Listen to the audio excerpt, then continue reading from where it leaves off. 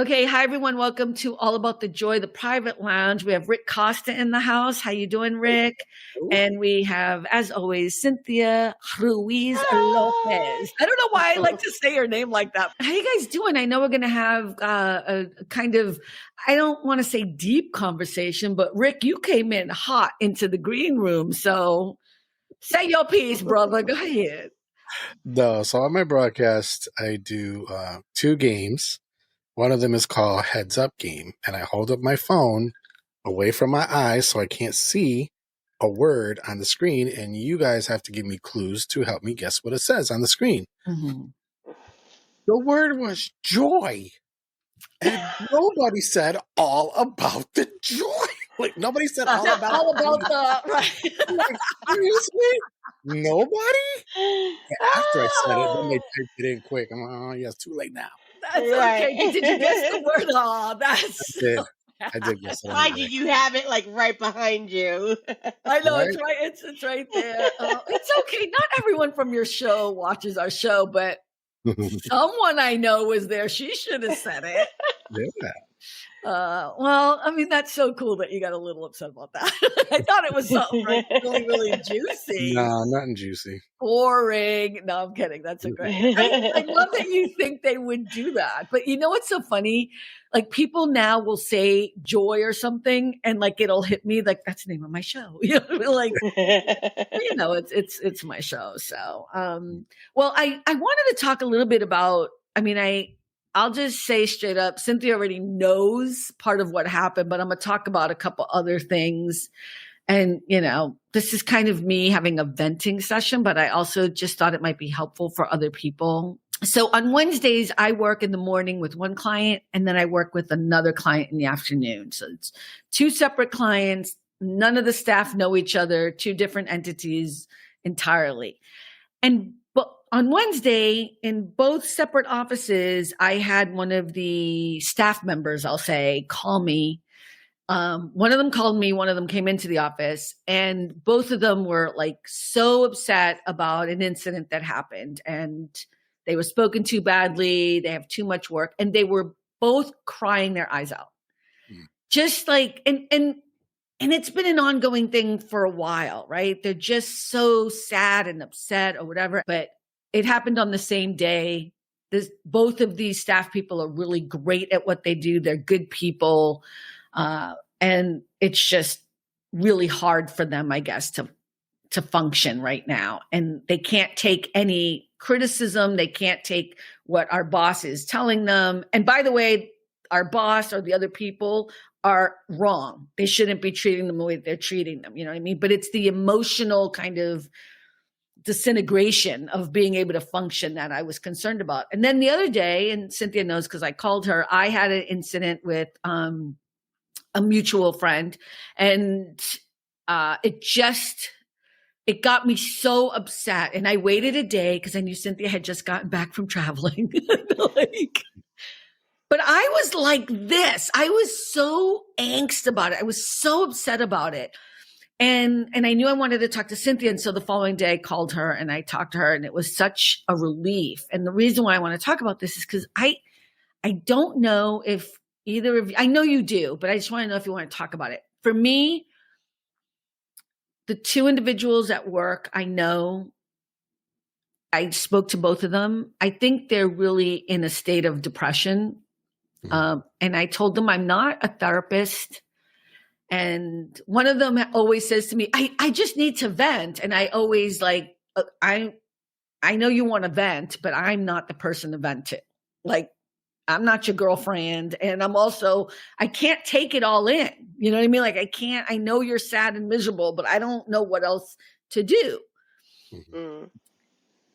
And so I just feel like there's so much going on in the world right now, regardless of your political leanings, whether you are for Trump or not. Even people who are for Trump are also dealing with the outside part of this, which is the constant drama that's happening in our political atmosphere. I think that's very heavy. Hearing about plane crashes every day, hearing about, people going to Guantanamo, what is it? To Gitmo, people being fearful, people being sad, like, and then you have your own personal stuffage. So I've been really stressed and sad, and I just wanted to talk about that a little bit and see how you guys are doing, how you deal with sadness, and more importantly, when does it transfer over to depression? Mm. So just your thoughts. I think it's different for everyone. I think at some point everyone does go through some form of depression. But like I said, it's different for everybody. Some people like really know how to kind of deal with it. Like some people go to therapy. Some people may just kind of isolate themselves and just kind of deal with it. Some may go to their family members, things like that, and talk about it. It's kind of hard to pinpoint certain things when it's just a very broad, kind of spectrum. There is a clinical definition. I have a clinical definition between sadness and depression, but I think you're right. It's different for everyone, because you said something to me that not only pissed me off, but it was factual. You said that is part of your PTSD. Remember, you said that part of your, and I, because I'm still in denial. Because when I think of PTSD, I think of military, and I think of like, quote unquote, real depression, right? Because that's what we do. Like, I can't equate to what someone went through in war. You know what I mean? And it's a horrible thing. Well, that's what I mean, though. Like, I mean, it's different for everyone. Like, to us, a PTSD, like you said, is something that people deal with who are in the military, but there are different forms of it. And well, my understanding is everyone can have PTSD, but it's triggered by something different for everyone, right? And then there's different levels, which is what you're talking about. Absolutely, right? Let me just give the definition before we go down this road of what sadness is versus depression, just as a, whatever, like a WebMD definition. Sadness is a natural emotion that everyone experiences in response to a specific situation or event. It's typically triggered by a loss, disappointment, or other challenging circumstances. The characteristics are feeling down or blue, tearfulness, and temporary drop in mood. The duration can be short-lived, and it can be tied to a particular situation or event. And then depression, the definition for depression is a mental health disorder characterized by persistent and intense feelings of sadness, hopelessness, and a lack of interest or pleasure in activities. It goes beyond the normal fluctuations in mood. Characteristics are prolonged sadness or low mood, changes in appetite, sleep patterns, fatigue, difficulty concentrating, feelings of worthlessness or guilt, and sometimes thoughts of self-harm or suicide. It can last for weeks, months, or even years, and is not necessarily linked to a specific event or situation.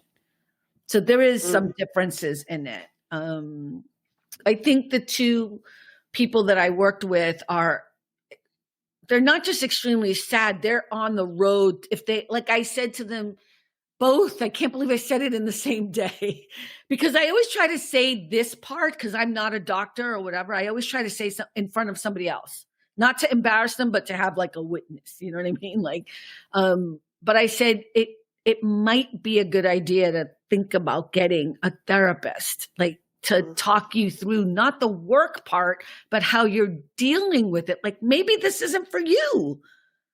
Like, I don't know. Rick? No.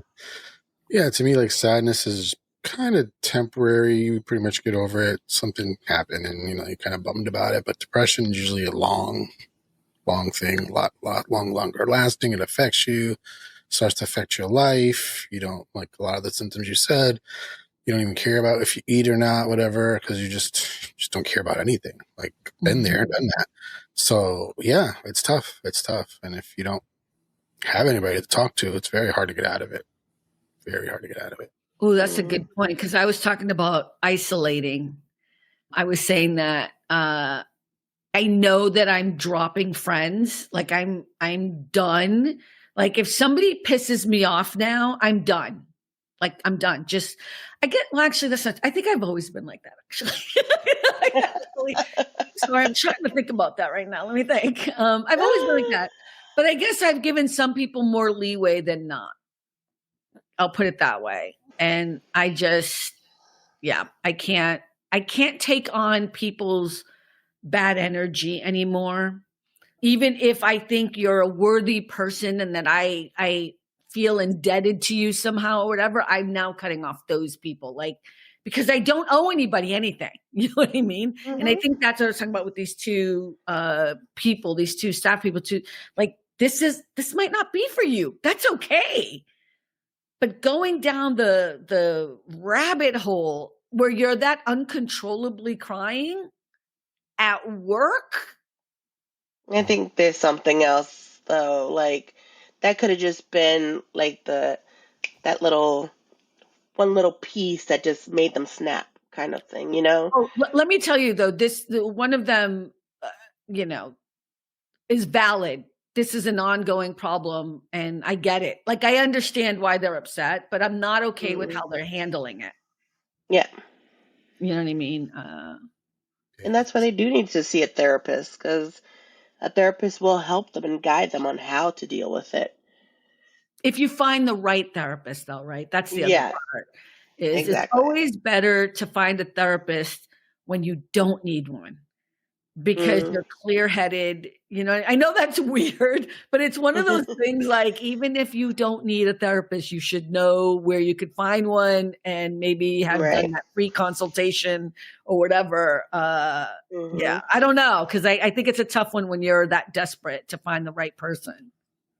And now you barely get them online. You don't even have to go anywhere. Like, don't they have, like, you could do a Zoom or whatever with virtual? Yeah. And I've seen some services where it's like, if start with somebody, you don't like them, switch to somebody else. It's no big deal, until you find somebody you like. But the problem with that is when you're in crisis mode, that's when it's harder to find the right person, But when you're in crisis mode, you should find somebody anyways, right? Because you're in crisis mode. So that's good. But eventually you start to realize, like, oh, maybe this isn't the right person for me, But yeah, I've never met my therapist in person. Never.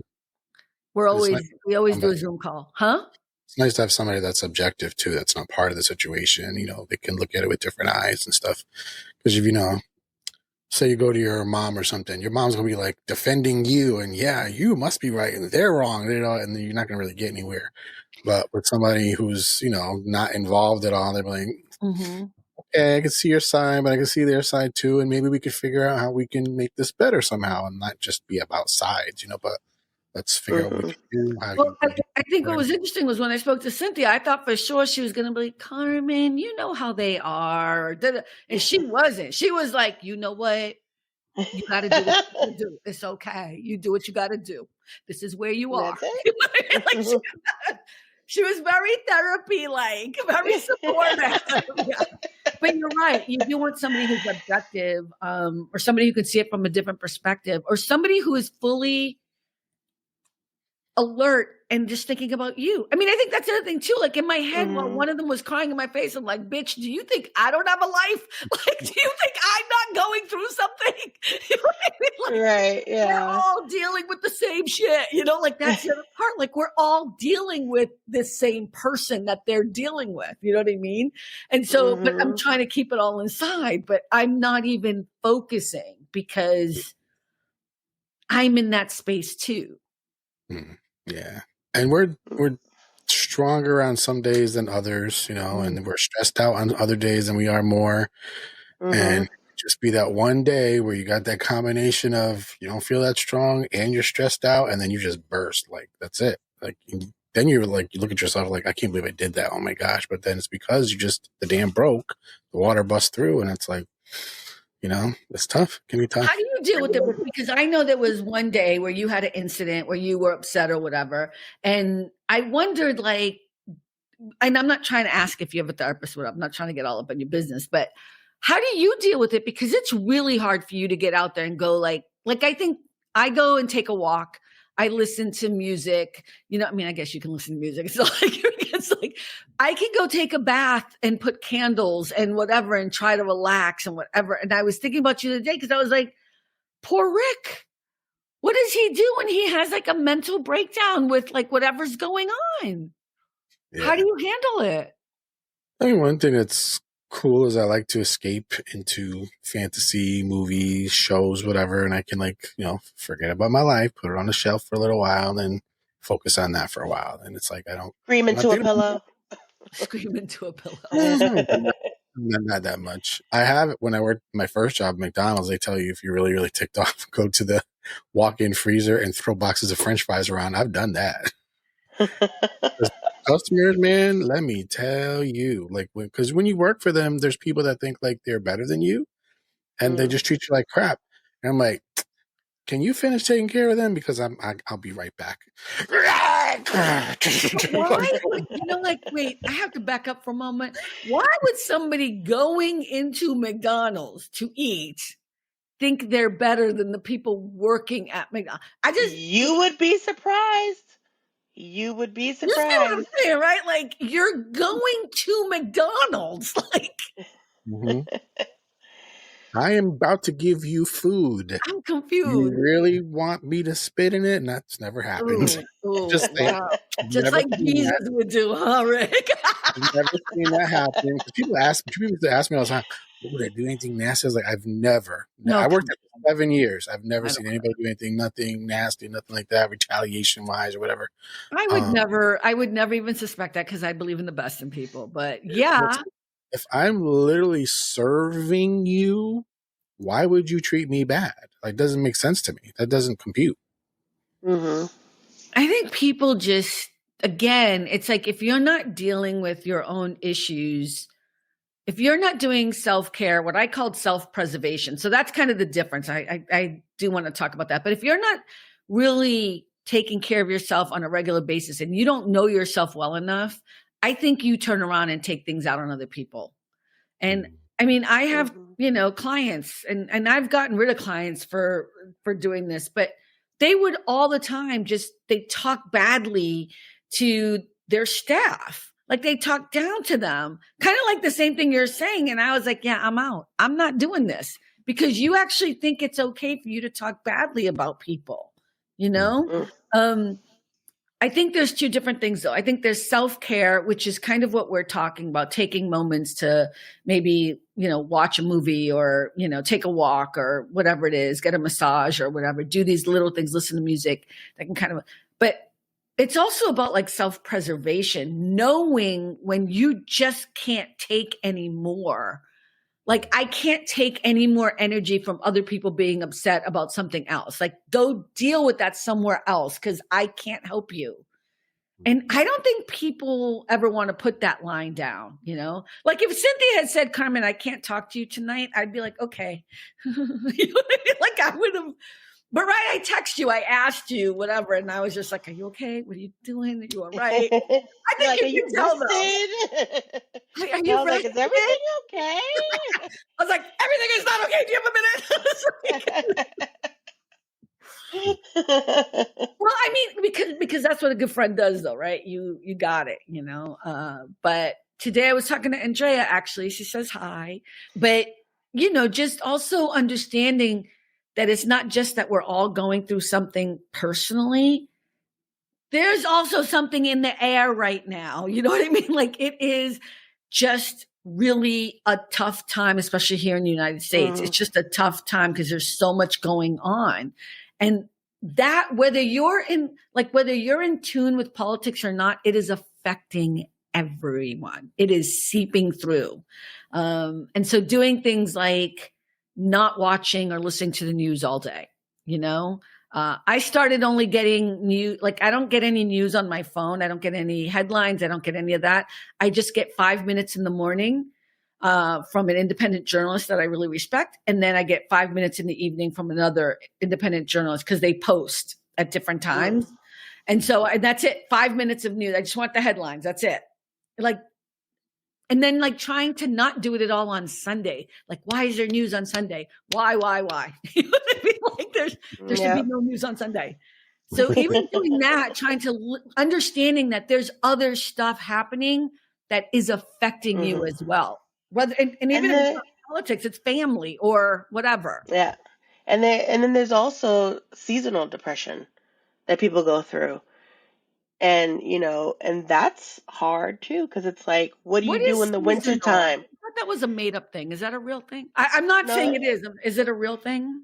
it is a real thing, especially in the wintertime, you're stuck in the house, you really can't go anywhere, especially, older people who Oh, can't it's a weather travel on thing. their own. Yeah. Look at me. I'm like, Yeah. what? The sun is shining here. What are you? It is a little chilly though here in California. Well, it's like 18 degrees in Boston.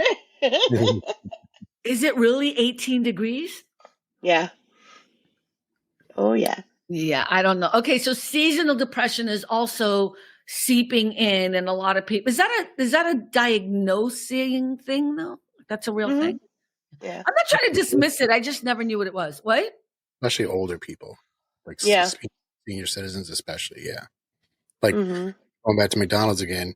Every morning we had this group. You in McDonald's right now? The group of elderly people would come in every morning like clockwork, and I knew all what they the same thing, so I knew what they wanted. They didn't have to say nothing. But when winter came, a lot of them didn't show up, and the summer came, we're back because they get depressed. Yeah, and a lot of them do mall walking to get their exercise. During the summer and the spring and wintertime, they don't go out, so they do get depressed. Okay, but we don't want to blanket all older people. Like, I want to be careful. Like, old people depressed all the time. Like, I don't want to. We're old too, so speak for yourself, honey. No. So, do you guys have anything to share? Or I mean, I'm not trying to pressure you, but how are you guys feeling now with everything that's going on? I mean, inspire me, make me feel better. Things are going to be better tomorrow. I mean, after you read the definition of sadness and depression out, I don't think I've really ever had depression. Sadness, yes. Everybody goes through their ups and downs of emotions throughout the day. But I think you just kind of roll with the punches and just kind of, try to be positive and. Right.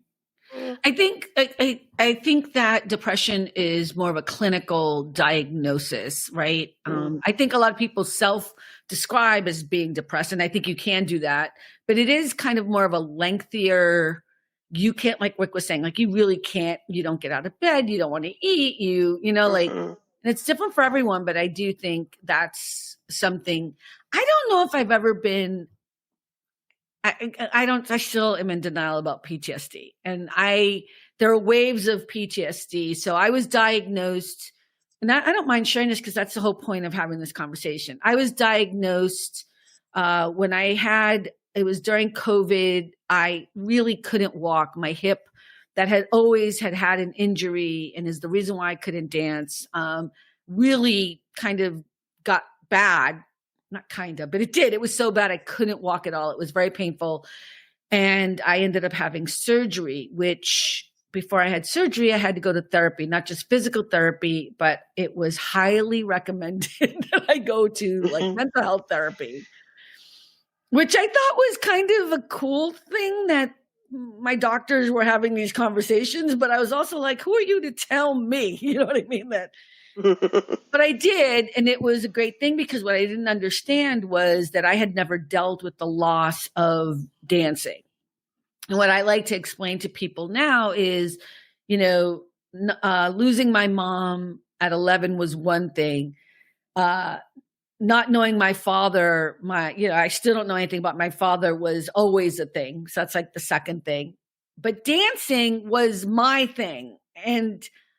And I didn't realize and I didn't grieve that loss, performing. I didn't grieve that loss. And so it's just an interesting thing that is what ended up becoming part of going to therapy and then learning that because of my childhood and how I grew up and what I went through as a kid, that there were certain triggers that were diagnosing, that were able to diagnose me to have PTSD, which, as you all know, I'm still resisting today because I don't even like to talk about it. But it's not because of the hip surgery. It was because in the conversation of all of that, you know what I mean? I don't know if depression and PTSD are connected, because I don't think I was ever depressed. I just never dealt with it. Mm-hmm. I never dealt with a lot of things that happened to me as a kid, because I always like to see the silver lining, right? All about the joy, always see the positive. But in sometimes doing that, you deny the reality of some of the things that did happen, right? And it's not really denial on purpose. It's because you choose to see the positive. But if you don't deal with, am I losing you guys here? No. Yeah. So if you don't deal with it, then it triggers. And that's what was happening, was I was being triggered and I couldn't really, I haven't shared this with anyone. I mean, Cynthia, you might know. I know Andrea knows. But I don't go to the doctor's office and just park my car and go into the doctor's office. I have to go 2 hours before, and it takes me a long time to convince myself to go into the doctor's office. Now, I never thought that was, now I'm in my 50s. I've never thought that was an odd thing. I really have to take my time. And it was easier to cover it with because of COVID, I want to make sure I'm protected and whatever. But it wasn't that. It's because I have this amazingly fearful thing of hospitals and doctors, but I never shared that. I never talked about that. And so going down that rabbit hole is how you end up figuring out that you haven't dealt with a lot of stuff, Mm-hmm. So yeah, but and I say all that knowing that I don't think I was ever depressed, because I never knew that I wasn't dealing with that stuff. Mm. But because I didn't deal with the stuff, I had the triggers that put me down the rabbit hole of, I don't know what the right terminology is, but PTSD. I'm in such denial. I'm PTSD. But yeah. Andrea was here when an incident happened, because she stayed with me for 2 weeks afterwards. So she was here where I was uncontrollably, in a fetal position and crying and could not, it scared her, you know what I mean? That she ended up calling my therapist at 2 a.m, whatever. And we almost went to the hospital. And so I've had those incidents happen many times, but I never knew. I'm not saying that I thought they were normal, but I thought they were my normal. Mm. Is that weird? I'm sure it's weird. You guys are here. I don't think so. Weird. I also see depression as kind of a chemical imbalance. Oh, I think it can be, right? That's why people will take medication. Yeah, absolutely. So, I mean, you said you never really felt like you were depressed. Same here. Yes, I've been sad, but you have gone through whatever traumatic issues you've gone through, which cause you to have these little triggers. So I like calling them little triggers instead. I'm sorry, Rick. We don't like the term PTSD. The only reason why is not because to deny it. It's because I feel like I'm being disrespectful to military people. I don't know. It's in my head. I know my therapist, if she's listening now, which she might be, explain to me that PTSD is not just about being at war. But for me, for some reason, I feel like it's fake for me to say it. You know what I mean? It feels like it's not, But I'm not trying to be funny. PTSD is a real thing, and a lot of people suffer from PTSD, and it's nothing to be embarrassed about. It's why I'm sharing it. It's why I want to talk about this today, because I think we have to help normalize being human. We're all human. Go ahead, Rick. What were you going to say? Because we hear PTSD associated so much with military. My brother actually suffers from that. He was in the military. But it's not just for that. People that have been sexually abused or mentally, verbally abused, or all kinds of different things can make you have PTSD, and it's, and if you say to somebody that has that and suffers with it, "Oh, just get over it," you clearly don't get it. You don't just get over a traumatic thing that happened to you. You just can't. So yeah, it's very insensitive to say just get over it. Like, no. I feel like PTSD for me is something that I've been able to kind of work through. I think that's part of why I also feel bad about claiming it. But you're right. You're absolutely right. And I'm not trying to dismiss it or be disrespectful. I'm doing the opposite. I'm trying to be very respectful of the term. But I think like everything else, there's different levels of it. And one of the reasons that I love my therapist is because at one point she was like, we don't need to talk, twice a week anymore. We can do once a week. And then it was like, let's just do once every other week. And then we were tapering it down, and to the point where it's just like, if I need her, I reach out to her and we make an appointment, and it's, or if I have an issue, we'll deal with it in 3 weeks, whatever. And that's kind of what you want. You want to be able to manage it and have somebody that you can talk to. And there's different levels of it. So you're absolutely right. I mean, it's in the word post-traumatic stress disorder. So it's any type of trauma that you've had is going to cause you stress. And I was saying earlier, it's hard to say my whole childhood was probably PTSD because of my very abusive father, very physically and verbally, mentally abusive. And I think it only calmed down when I had my back surgery. Then, I was very, fragile, I guess you could say, because it took me a long time to even get my driver's license because I was still going through, like, I can't turn my neck all the way, whatever. And it was like it was a big deal. He changed a lot once I had the surgery, but before, like, if you just looked at him wrong, bam, like, you just would get it. Like, wait, he physically hit you? Oh my gosh, like a bar fight, and I had to just take it. This was my whole childhood was trauma. Like, I literally think now if somebody will say, "Oh, like, for example, you're not listening," I think I literally block things out. Like, I don't remember them. I think for my own mental health, I probably blocked things out, literally things that happened that I just don't remember.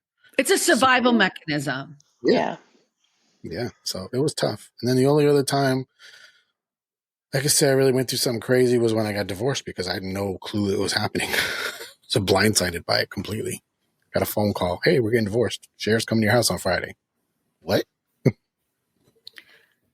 Do you think you've dealt with your father's with that situation? I mean, you talk about it nonchalantly, so it sounds like you've come to some reconciliation because that physical abuse is, so forgive me for saying it this way, physical abuse is the easy part. It's the emotional abuse that comes with that is heart-wrenching. And I'm not saying it's okay to hit people. I'm not. I'm saying you talk to any kid that's been abused physically, and they will always tell you the hardest part is that was my mom or that was my dad, and it's the psychological warfare that happened. So do you think you've dealt with it? I mean, for the most part, like you said, just my dad's mom, you expect that's the person that's supposed to be protecting you, not to do hurt to you, but preventing the hurt. But they're actually the one doing it to you. But again, I've said this before, he was a very bad alcoholic. And that's when it got really bad, was when he was really, really drunk, which was most of the time. Like, most people have coffee in the morning. He'd have beer in the morning. I'm like, oh, here we go. So, yeah. You've kind of forgiven. I mean, I've heard you talk about him, and you've talked about like how you've forgiven him because you understand now that it was the alcohol and not him, and that. Yeah. I mean, I'm not trying to put words in your mouth, but you've. Yeah, because there was a period of time where his health was bad. My father passed away, just in case anybody's wondering, but he's had in his entire life 5 heart attacks and 2 strokes. A lot of people died from 1 heart attack. Dude had 5 heart attacks, 2 strokes. He got better over every single one of them except for the last stroke. But at one point, he was really, really bad. Circulation was bad, blah, blah, blah. He smoked since he was 12 years old. And of course, we got the alcohol on top of that. So his body, I don't even know how, he had to be strong as an ox. He really was. But the doctor said, your I think it was the left leg. If you don't stop, if you don't change, if you don't stop smoking and drinking, your leg is really messed up and we might have to amputate it. Well, that got his attention quick because his father did have his leg amputated, same leg. Right. So he cold turkey stopped everything, like just stopped. And the change was astounding. I was like, are you telling me that if he didn't drink, this is the dad I could have had this whole time? It was a night and day difference. It was like a whole different person. Got along with him fine, would joke with him. Did he know he was a completely different person not drinking? No, I don't think he really realized it. No. Did he apologize to you? He wasn't a big apologizer. Yeah. I'm so sorry you went through that, because no matter his part in it, you still were abused. Yeah, and like you were saying, like the physical definitely sucks, but the longer lasting effect is the mental abuse, you know, because he always made me feel like I was an idiot. I didn't know how to do anything right. He would say really, really stupid, gross things like, if you ever get married, you ain't gonna know what to do. Like that's a nice way of saying what he said. Just how he would talk to me, and it's like, wow, really, dude. But then like if he hit me, whatever, he would justify, but like, well, when my father hit me, I flew across the room and there was blood everywhere, and I'm like, wow. So then you should understand. Like, what's the disconnect here? I'm just so, like, I wish I was there to give you a hug. because I can tell, like, you have dealt with it to the best of your ability, but you're also protecting yourself, and you were a child, and even if it doesn't matter, no one should be hit for being themselves and for doing the best they can. And I'm just so sorry you went through that. Yeah. And with my kid, I never hit him. Never. I never had to. Like, he was such a good kid, mostly. Well, you were a good kid too, Rick. That's the thing that baffled me. I'm like, I'm trying my best not to do anything wrong. It wasn't you. You understand it wasn't you. At the time, I didn't know. I was like, maybe it's me, because you're a kid. No, you don't know. Yeah, you don't know. But and by the way, I'm going to say something that's not going to be nice. The alcohol was problematic, but it also, like, I'm pissed that he was drunk and did that. I'm just pissed about it. And I don't care that he was an alcoholic. I care that you were hit. You see what I mean? Like, you were hurt and abused. Like, I don't forgive him. And I don't know him, but I don't forgive him for what he did to you, because you did not deserve that. Yeah. And tough. I'm sure you were a good kid. I was not the bad kid. I did everything right as best as I could. Tried to do good in school. Obey them to the best of my ability. Try to make them happy. But if he was, it's not about that, because, and even when I was growing up, like, people were mean to me. People that supposedly loved me and were supposed to take care of me. And it was never about me. I was such a good kid. I was always a good kid. And I was performing. I was in color guard, drum corps. I was like dancing. I was always active. I was in school. I was doing all the things. I was even working at 12 years old at Little Peach. You know what I mean? Like, and I was beloved by everyone else. But the people that supposedly are supposed to love you and take care of you are the people that are hurting you the most. It was never about you. Never about you. Yep, for sure. But, tell the little kid that. I am telling the little kid that right now. I'm trying to tell him that. But I'm just saying, like, that's part of it, right? Like, how do you tell your 12-year-old self that you didn't do anything wrong? I mean, that's part of the therapy, right? That's part of... Again, I'm not a therapist. I'm not trying to, I'm just saying what I've had to work through is talking to the 12-year-old kid, the 13-year-old kid, the 15-year-old kid, the 17-year-old kid, like the kid that kept not understanding why the world was so, like, fucked up. Well, no, abundant, and then at home was fucked up. You know what I mean? Like, why? Like, the world was like, okay, I'm ready. You know what I mean? And then you'd be at home and it'd be like, what did I do? And it was like the surgery I had was like it's a horrible thing to go through, because like it was bad, but it was a blessing in disguise, because after that he never hit me again. Because he was. How old were you when you had the surgery? 15. Jesus. Wow. Isn't it? Okay, so you had to have surgery in order to not be hit. Mhm. But did the emotional abuse continue anyways? Oh yeah. Yeah. So I still think that's worse. Yeah. Yeah. But you turned out brilliant, not because of that, but in spite of it. Yes. You became a loving, kind, beautiful soul and a wonderful energy anyways. And that is an amazing thing. That's a beautiful thing. And that's what I always try to hold on to, that it doesn't matter what I went through as a kid. I'm here now and I'm pretty fucking amazing. I'm just saying. I know I am. I mean, I have my little flaws, but ultimately, I think I may be black. I may be. but yeah, dear God, I'm here. So Cynthia, were you abused at all? No, I'm just kidding. You want to join in? No, that's so sad that I said that. But you know what I mean? No. Cynthia had the perfect life. Yeah. No, I'm kidding. I know. Yeah. You had your thing. You had your issues, but we don't have to bring them up. Yeah. Yeah. How do you guys get through work when you're in a situation that is really too hard to deal with, whether it's a coworker, whether it's a boss? I mean, Rick, I know you've had issues with your boss, like, and you haven't given us the update on the camera hands, watching your hands work, and he's never brought it up again. Nope. So you just ignore his bullshittery. That's what I'm feeling. In a way, it's good because you work from home, and they're in where? New Jersey? Where are they? Florida. They're in Florida. So in a way, there is some disconnect. So you can sometimes like just black out the screen or whatever and be like, ah! I was thinking though today, this guy that he's got to kind of treat him with kid gloves because he gets, who do you think you are kind of person sometimes when he doesn't get his way and he starts yelling.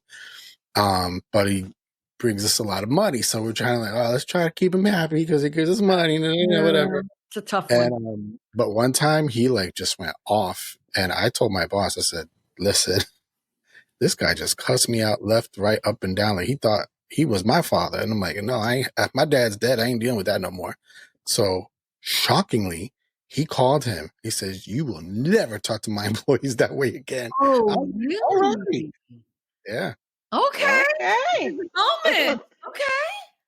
Yeah. Wow. Okay. So that's good. Yeah. I was shocked. I was like, wow. How did you deal with, I mean, I know how you dealt with some people at your other jobs, Cynthia, not to put them on the spot, but just in general, when people are just really like, you're at your limit and you're you're sad, but you're angry and it's going to bring you down. Oh, let's see. You ignore Rick. Ignore. I don't. I try not to ignore it. I will, whatever energy they're giving me, I'm going to give it back. Oh, okay. So you already know, if somebody's snapping at me, I'm going to snap right back at them. Yeah. I've had a few patients do that to me, and sometimes I'll just look at them and I'll just give them a smile, and I'm just like, "Are we done? Are we done? Are you?" I said to a patient one day because she just kept yelling. I said, "Look," I said, "I'm trying to help you. Are you going to stop yelling? Because if you're not, then I'm not helping you anymore." I had another lady on the phone. She's just going on. And I said, "You need to stop talking so that I can help you." Oh. And my big boss was standing right behind me. She just looked like, okay. I wasn't rude about it, but you just have to make your point. But, you know what? I'm actually really bad because I fight back with my clients too much. I mean, it's not even the same energy. I know that I'm really in a difficult situation because my patience is gone with them. You know what I mean? It's really just untenable at this point. But I'm trying to remember that part of my job is to be the kind of center of reasonableness. That's my job, is to actually help everyone keep the equilibrium. So it's really bad when I'm at this place like this, That's because you're not happy there. I think if you were happy there, it'd be different. You'd have no problem doing that. But Let's not because you're not I have happy, like, well, it's not there. It's not, let's not say there because it's 4 different companies, right? So it's 4 different. I don't love what I do, but I don't know if that I'm not happy because look at it, I make a decent living, right? I mean, I don't know how many people are happy doing their jobs. You and Rick may be, but you know, I just spoke to Andrea today, and if we won the lottery tomorrow, we'd be out. So happy at your job would be like you're working a job you love, and even if you won money, you'd still be doing it. Right? I'm just throwing that out there as a thing. Like if Andrea could cook and travel, I think that would be her happy space. And even though she loves her job, if she won the lottery, she wouldn't do it anymore. You know what I mean? So I'm kind of in that same boat. What I don't like, but you're right. I'm not happy because I hate what I do. It's not them. It's just like I still have the dream. It's kind of going back to the, you know, the triggers and the PTSD and the going back to that. I was supposed to be a performer and a dancer and whatever. And that was taken away from me. And I had to change the trajectory of where I was supposed to go with no guidance, with no help. You know what I mean? So I went to college. I did what I had to do, but it's kind of like not healing that, not grieving that I lost that or finding another way to do it is probably the problem. That's why we do this show. I mean, that's why I created All About the Joy, right? Because it kind of helps with me doing something that I love to do, which is kind of having a little talk show or having friends that you can hang out with and find the joy in things anyway, right? But you're not wrong. I hate what I do because it's not what I'm supposed to be doing. I can already hear Gary V right now. Like, enjoy. So do you feel like you act a certain way because of that? Because you're not doing what you want to do? And not necessarily because... You mean when I'm in the office? Yeah. What do you mean act a certain way? Like I put on a mask and I'm acting? No, like you're frustrated with the staff or your boss or whoever, and it's not necessarily because of them. It may. Oh no, it's them. It's them. Yeah, no, I understand what you're asking. No. Because here's the thing: I'm really good. No, I'll be so totally straight up. The thing that there's a lot of things I'm good at, and there's a lot of things I suck at, and I'm happy to discuss what I suck at. But in this case, when I have to do something, and this is evident within my entire life, I do it 110%. So if I'm being paid a job, like to do a job, whatever it is, I'm going to do it 110% and I'm going to be happy. I think, okay, I'm not going to be happy, but I'm going to do the job well. You know what I mean? And I'm going to do whatever. I think what's actually happening is, I don't love doing this, but I've never loved doing this. But I think people are abusive of my kindness. People are abusive because I am somebody that is approachable and because I am in charge or because I'm the person, then people confuse, like I'm not your friend. Like, I don't care. Like one of my clients, and I love her and she knows who she is. And if she listens to the show, she go, no, I'm not going to say her name. But she's always like, we're going to go for a drink. No, we're not. We are never. And she's like, yes, we are. I'm like, we are not going for a drink. She's like, if we go to this place, so-and-so, because she wants me to travel with her to go deal with one of the other issues we have in another state. She's like, we're going to have to, what are you going to do at night? Like she's adorable and she's funny. I'm like, it's never going to happen. I will be in my hotel room. She's like, you're not going to stay at a hotel. You're going to stay with them. No, I'm not. Like, I am very clear about the boundaries that I have with my clients. You know what I mean? And even though I love that they think we can have a friendship, I make it very clear we do not have a friendship. So one of my clients just found out the other day because he asked me, because I had my nails done. And he was like, let me see your nails or whatever. And I'm like, it was so awkward. Like, what? And I have like polka dots on some of them, whatever. It's like, I was with my niece, whatever. And he's like, your niece? Like a brother, a sister? I'm like, oh my God. Like,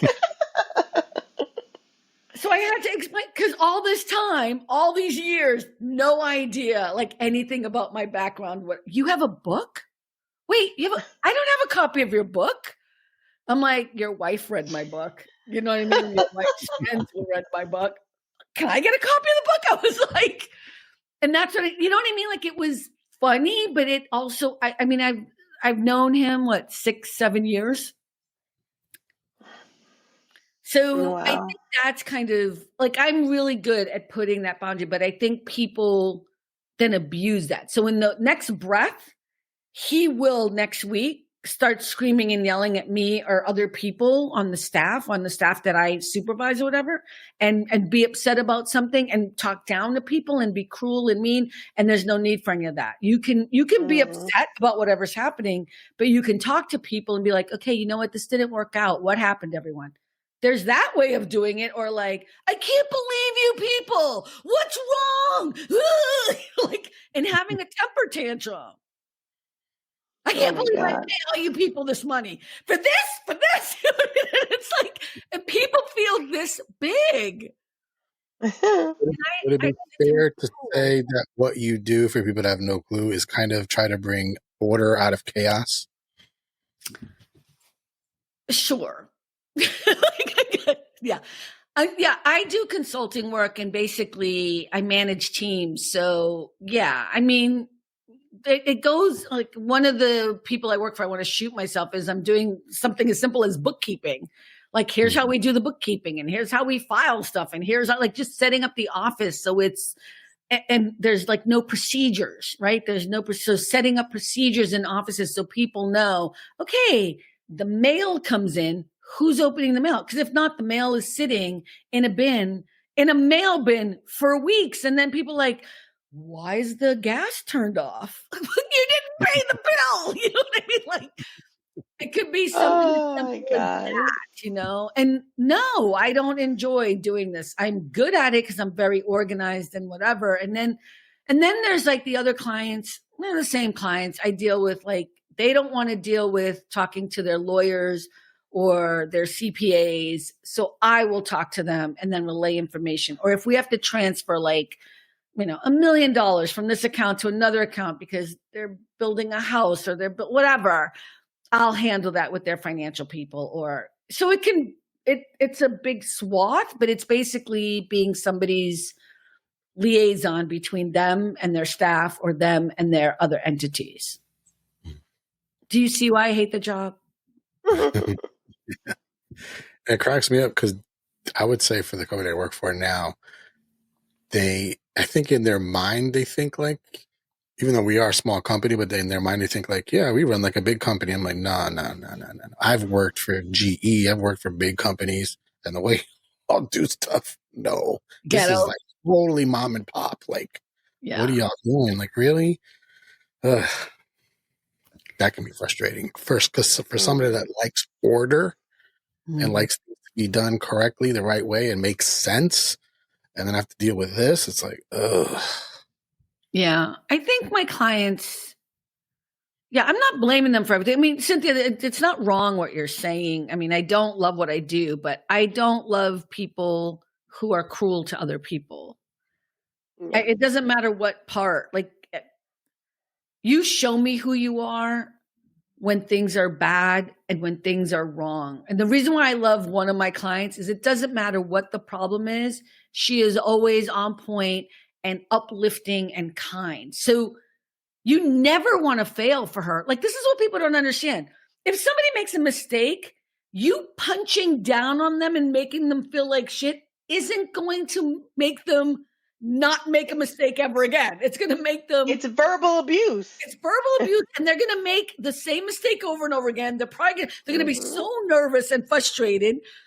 And it's like people don't... And that's part of my job. Telling the people that hire me that the reason why your people are making mistakes is because they all fear you and because you talk like shit to them.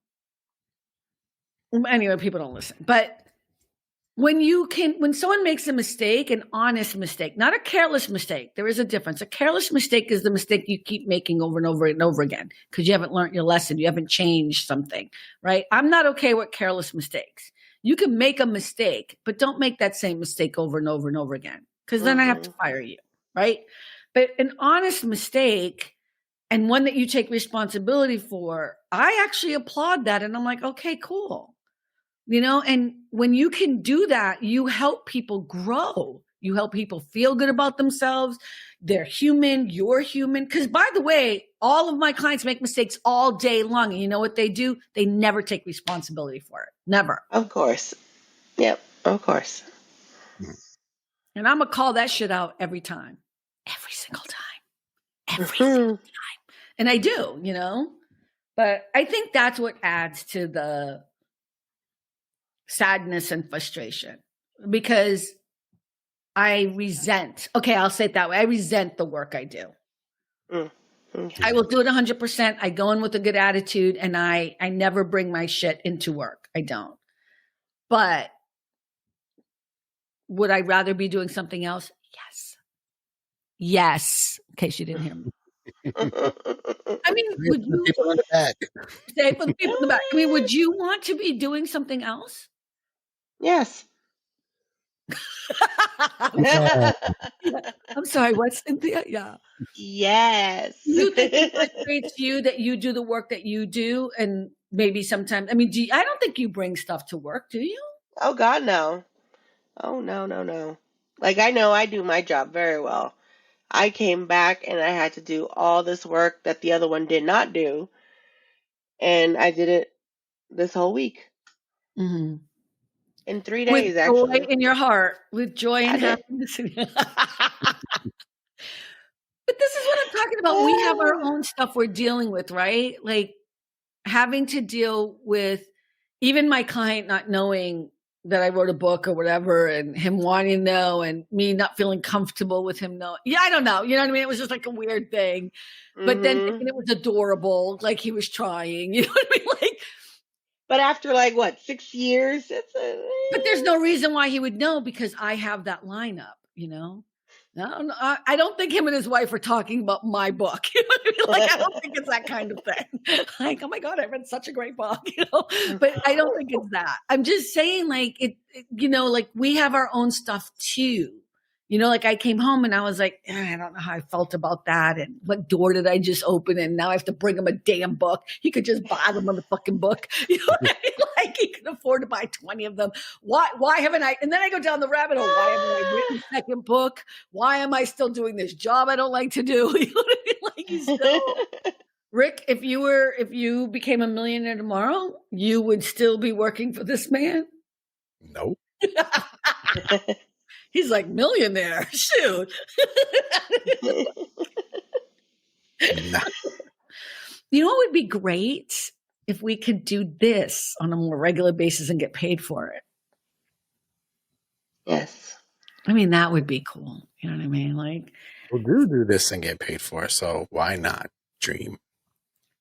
I mean, yeah, like we do this and we don't get paid for it, so it would be perfect. Yeah, I don't know. I mean, we're trying. We're working on it, and I think that brings me joy, you know. But before we end, I just want to ask a few questions. I know I already talked about it a little bit, but I want to talk about things people shouldn't do if they're feeling like they're sad or going down the road of depression. We always talk about things you should do, right? But I want to bring up a couple things. Drinking alcohol. If you're sad and depressed, I would stay away from the alcohol and the drugging, because that is a momentary thing that you think might make you feel good, but inevitably it's not going to help. And it could lead to a very dangerous habit. My favorite downfall, eating sweets, chocolate cake in particular, I would stay away from, but eating, emotional eating, being sad and eating. But not only the eating, you're more likely than not to eat junk and crap food. And now you're putting that in your body and you feel sluggish. Now you have no energy, which is already an issue because you don't feel like doing that because you're sad and depressed. You're just compounding. It's making it way worse. Yeah. So staying away from those things too. But passive doom scrolling or passive TV watching. The danger of doom scrolling is you don't necessarily know what you're going to see. You might see something that's going to take you off even more because you don't know. Yeah. And you can be on doing that for hours, like, especially when you're upset and angry. Yeah. Yeah, Mhm. Cynthia, you have anything else you want to say? Yeah, just anyone who's feeling down, don't isolate yourself. Force yourself to either get out of bed, go for a walk, like you said, listen to music. Like sometimes when I'm upset and I'm coming home from work, I won't put on like, soft music. No, I'll put on some rock or something and just like let it out that way. Just sing the song, and then afterwards you feel better, then you can change the music to something a little more soothing, But I think that's good. But you know what I was listening to this week? I was like, hey, Drake, I hear you like I'm young. I was like, yeah. I couldn't get the whole Super Bowl halftime out of my head. It's so funny. But it keeps making me laugh because that face, la cara that he makes, when he's walking by, it's so funny. It's so cheesy. That whole thing is hilarious. Rick, any last words? Another thing, I don't know if we really brought it up, was exercise can also help a lot because it literally releases called endorphins in your body that makes you feel in a good mood. I do agree with Cynthia, though. Probably the most important thing is that isolation thing. That's the last thing. I mean, for a minute, okay, but you need to talk to somebody. If you don't want to talk to a therapist, if you're a church person, pastors kind of do that too. Talk to a pastor, talk to somebody, maybe elderly, that's not fair. You can, somebody will listen.